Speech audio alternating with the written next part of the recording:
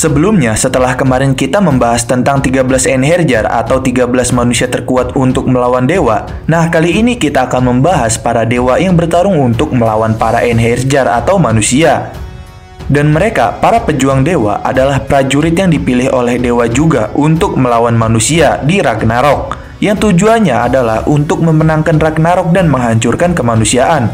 Yang mana jika para dewa menang, maka mereka akan menghancurkan umat manusia untuk selamanya. Namun, jika para dewa kalah, mereka harus membiarkan para umat manusia untuk hidup selama 1000 tahun ke depan.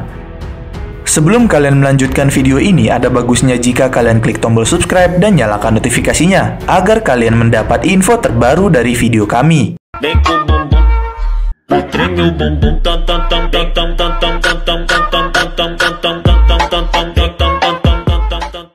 Yang pertama, Zeus.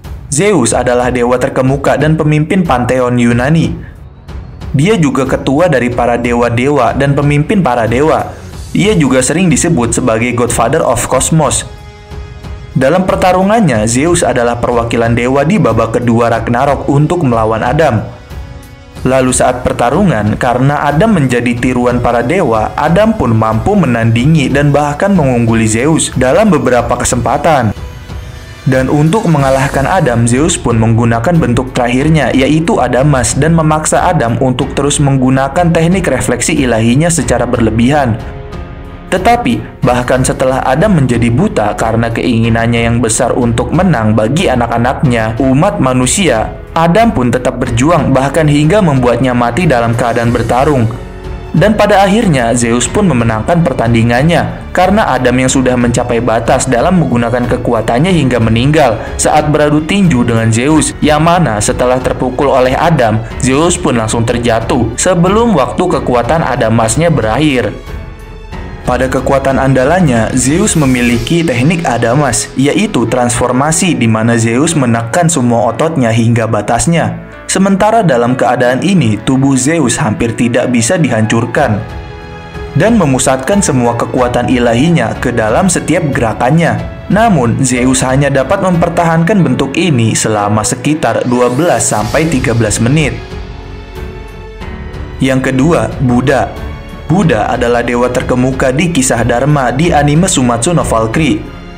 Dia juga adalah salah satu dari sedikit makhluk ilahi bersama Herakles dan Valkyrie yang tidak mendukung penghancuran kemanusiaan. Sebelum menjadi dewa, Buddha dulunya adalah manusia bernama Gautama Siddhartha dan juga seorang tokoh filosofi terkenal yang berasal dari Nepal.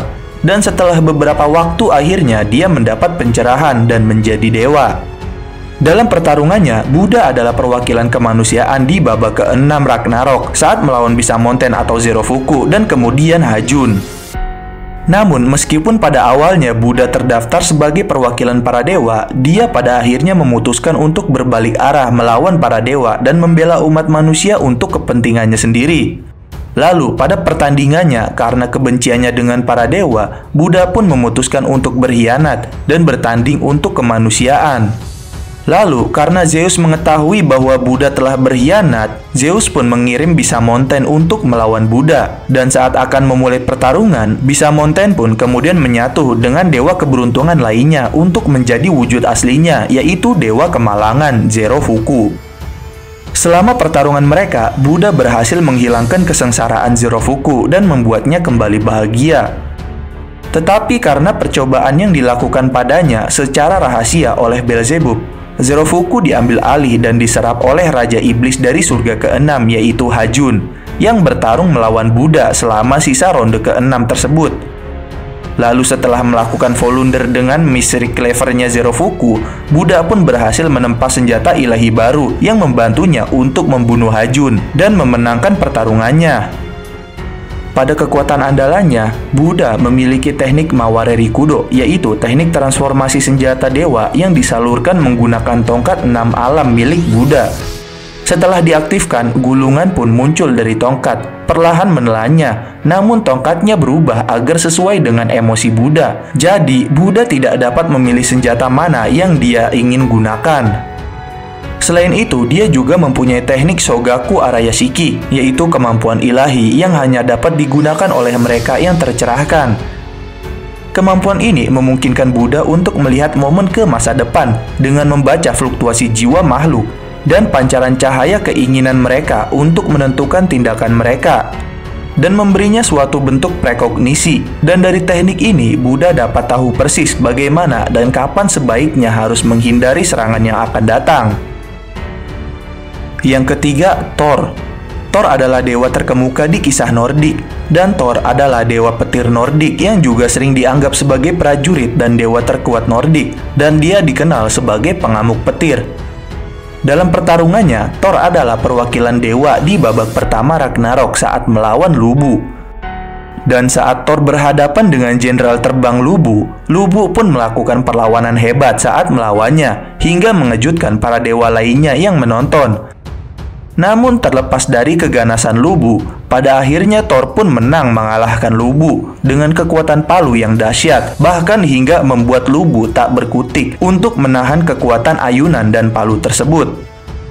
Pada kekuatan andalannya, Thor memiliki teknik palu Geirot Thor, yang mana ini adalah teknik di mana Thor menggabungkan dua jurus terkuatnya, Thor's Hammer dan Geirot.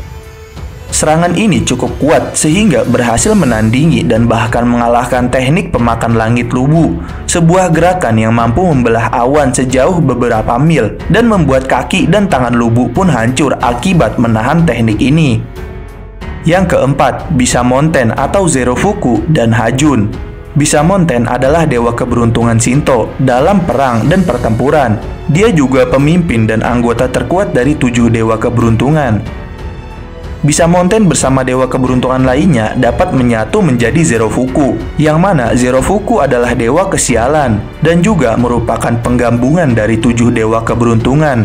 Dan Zerofuku adalah wujud asli dari mereka 7 dewa keberuntungan sebelum berpisah menjadi 7 di masa lalu. Nama Zerofuku sendiri diterjemahkan menjadi keberuntungan 0, tetapi juga dapat diartikan sebagai kemalangan. Zerofuku adalah perwakilan dewa di babak ke-6 Ragnarok melawan Buddha.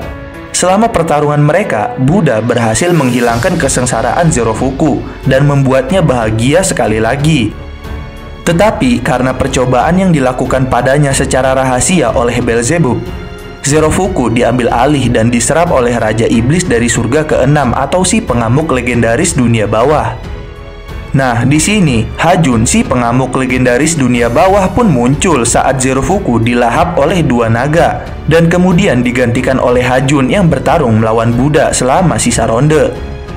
Akan tetapi, namun sayangnya setelah Buddha melakukan Volunder dengan kapak misteri Clever Zerofuku, Buddha pun berhasil menempa senjata ilahi barunya yang kemudian membantunya membunuh Hajun dengan menebas tubuhnya.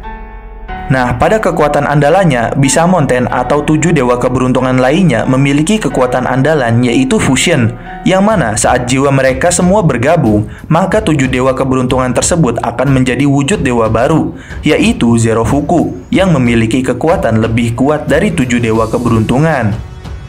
Lalu, untuk dewa Zerofuku itu sendiri, dia memiliki kekuatan andalan, yaitu Common Destiny. Kekuatan Common Destiny ini memungkinkan seseorang mengeluarkan potensi penuh dengan mempercayakan nasibnya kepada orang lain. Zerofuku dapat menggunakan kemampuan ini dengan mempercayakan takdirnya pada Buddha, yang memiliki akses ke kekuatan takdir bersama yang ada di dalam dunia Buddhisme. Selain itu, Zerofuku juga dapat melakukan Volunder, kemampuan untuk berubah menjadi senjata. Meskipun bukan Valkyrie, Zerofuku masih bisa menggunakan kemampuan ini, yang mana dia menjadi pedang nirvana besar. Senjata dewa pamungkas yang tidak dapat dibuat oleh siapapun, kecuali mereka yang telah mencapai nirvana agung di Tanah Suci. Dan untuk kekuatan andalan yang dimiliki Hajun, yaitu Biokinesis, mirip dengan Zerofuku, Hajun memiliki kemampuan untuk memanipulasi tubuh dan dagingnya sendiri dengan sangat presisi. Dan dari kekuatan ini, dia dapat memanipulasi dagingnya atau tangannya mengubahnya menjadi senjata raksasa. Saat bertempur, Hajun dapat membentuk anggota tubuhnya menjadi berbagai senjata jarak dekat, salah satunya pedang. Selain itu, Hajun juga memiliki kekuatan jiwa hitam. Jiwa hitam ditutupi oleh selubung kegelapan yang mencegahnya terlihat oleh orang lain. Nah, karena alasan itu, Hajun pun kebal terhadap prekognisi Buddha dan mungkin kekuatan terkait jiwa lainnya. Yang kelima, Poseidon. Poseidon adalah dewa terkemuka di kisah Yunani dan menjadi dewa laut. Lalu, karena kekejaman dan kekuatannya yang luar biasa, dia disebut sebagai dewa paling menakutkan dan dewa para dewa oleh para dewa lainnya. Selain itu, karena dia menguasai semua lautan dengan tangan besi, Poseidon pun diberi gelar sebagai Tyrant of the Seas dan juga Zeusnya laut. Dalam pertarungannya, Poseidon adalah perwakilan dewa di babak ketiga Ragnarok saat melawan Kojiro Sasaki. Lalu, pada pertarungannya saat Poseidon melawan Kojiro Sasaki, pada awal pertarungan, Poseidon berhasil mengungguli Kojiro, bahkan hingga memotong senjata Kojiro menjadi dua. Namun sayangnya, saat Kojiro beresonansi dengan pedangnya, Kojiro pun akhirnya mendapat dua pedang, dan Poseidon pun dipukul mundur olehnya hingga akhirnya tubuh dan tangannya pun terpotong dan kalah. Pada kekuatan andalannya, Poseidon memiliki teknik Medusa Alope Demeter, yang mana Poseidon melepaskan serangan Trisula yang menggabungkan kekuatan ilahi dan kecepatan dewa dengan menyerang dari segala arah, dengan kecepatan yang sangat cepat sehingga menciptakan bayangannya sendiri yang mengelilingi lawannya. Yang keenam, Shiva atau Siwa. Shiva atau Siwa adalah dewa terkemuka dan pemimpin panteon Hindu. Dia adalah dewa utama dan dikenal sebagai Bhairava Kosmos atau dewa kehancuran atau juga dewa penghancur terkuat dan petarung terhebat di surga. Dalam pertarungannya, Shiva adalah perwakilan dewa di ronde kelima Ragnarok saat melawan Raiden Tamemon. Dan di sini, saat pertarungannya dengan Raiden Tamemon, Shiva mengalami banyak kesulitan melawan kekuatan fisik dan otot Raiden yang luar biasa, bahkan hingga akhirnya kehilangan 3 dari 4 lengannya. Namun, meskipun begitu, Shiva pun tetap mampu mengalahkan Raiden dengan tipis setelah mengaktifkan teknik andalannya yang dapat memenangkan pertarungannya tersebut. Pada kekuatan andalannya, Shiva memiliki teknik Tandava Karma, yaitu teknik rahasia utama Siwa, dengan memaksa jantungnya berdetak lebih cepat. Shiva mampu secara langsung memasang Atman atau roh miliknya dengan menghasilkan peningkatan kekuatan dan kecepatan yang luar biasa. Dan selain itu, karena teknik ini, tubuhnya pun menjadi terbakar pada tingkatan yang lebih tinggi, hingga membakar benda-benda di sekelilingnya menjadi abu. Dan dalam keadaan ini, semua pukulannya pun menjadi cukup panas untuk membakar daging dan membakar otot Raiden yang kuat. Yang ketujuh, Herakles. Herakles adalah dewa terkemuka dalam panteon Yunani. Dia disebut sebagai dewa ketabahan. Dia juga salah satu dari sedikit dewa bersama dengan Buddha dan Valkyrie yang tidak mendukung untuk mengakhiri kemanusiaan. Selain itu, Herakles sebelumnya adalah manusia bernama Alcides, yang mana berasal dari Yunani kuno dan naik ke ranah dewa dengan hanya meminum ambrosia. Dalam pertarungannya, Herakles adalah perwakilan dewa di babak keempat Ragnarok saat melawan Jack the Ripper. Lalu, di pertarungan keempat ini saat melawan Jack, walaupun dirinya unggul dalam hal kekuatan, tetapi karena kenaifannya dalam menerima untuk mengubah tempat pertandingannya sesuai keinginan Jack, Herakles pun dibuat kebingungan saat melawannya. Dan karena berbagai trik dari Jack, Herakles akhirnya kalah. Bahkan selama pertarungan, Herakles berhasil menyelamatkan Jack dari penderitaannya sendiri. Dan saat kematiannya, Herakles juga tetap tersenyum sambil memeluk Jack dan mengatakan kalau dirinya sangat menyukai manusia. Pada kekuatan andalannya, setelah meminum ambrosia, Herakles memiliki kekuatan Excalibur pada level Zeus. Dan selain itu, dia juga mempunyai teknik andalan, yaitu 12 Labor Cerberus Hound of Hades, yang mana Herakles melempar pentungannya ke udara dan memanggil Cerberus untuk bergabung dengannya. Kemudian saat bergabung, Herakles pun berubah dengan rambutnya tumbuh panjang dan memperoleh ciri-ciri Cerberus seperti taring tajam, cakar, bulu di punggungnya, dan kerah berduri. Teknik ini memberikan dorongan pada kecepatan dan kekuatannya, serta memberikan kemampuan untuk memotong benda dari jarak hingga beberapa meter, seolah-olah ada cakar raksasa yang terlihat yang menempel di tangannya. Yang kedelapan, Beelzebub. Beelzebub adalah dewa terkemuka di kisah Filistin dan kisah Abrahamik. Ia dikenal dengan berbagai gelar, yaitu untuk manusia, ia umumnya dikenal sebagai Lord of the Flies. Dan bagi para dewa, dia terkadang dikenal sebagai anathema, yang menandakan dialah dikutuk oleh iblis atau setan. Selain itu, dia juga menyandang gelar lain seperti pendeta kerakusan, penguasa roh jahat, dan dewa kegelapan. Dalam pertarungannya, Beelzebub adalah perwakilan dewa di ronde ke-8 Ragnarok saat melawan Nikola Tesla. Di pertarungan ini, karena kesal atas kekalahan Hades yang tidak dia duga, Beelzebub pun memutuskan ingin membasmi seluruh umat manusia. Dan kemudian Beelzebub pun menawarkan diri untuk bertarung di ronde ke-8 untuk melawan penyihir satu-satunya dalam sejarah umat manusia, yaitu Nikola Tesla. Pada kekuatan andalannya, Beelzebub memiliki teknik Original Sins of the Underworld Number Zero, The False God, yang mana teknik ini teknik yang dianggap tabu di Helheim. Dan saat mengeluarkan teknik ini, Beelzebub pun mencengkram tengkorak tongkatnya dengan kedua tangannya, dan kemudian memberinya getaran ofensif dan defensif pada saat yang bersamaan. Lalu, dengan memadatkan kedua getaran tersebut, Beelzebub pun menciptakan ledakan besar berupa bola hitam yang menelan dirinya dan lawannya. Bola hitam tersebut kemudian akan meledak, membuat lawannya mati atau terluka sangat parah dan menyebabkan tubuh Beelzebub terluka parah. Yang ke-9, Hades. Hades adalah dewa terkemuka dalam kisah Yunani dan menjadi raja dunia bawah. Selain itu, Hades juga dianggap sebagai dewa yang paling diandalkan dewa lain.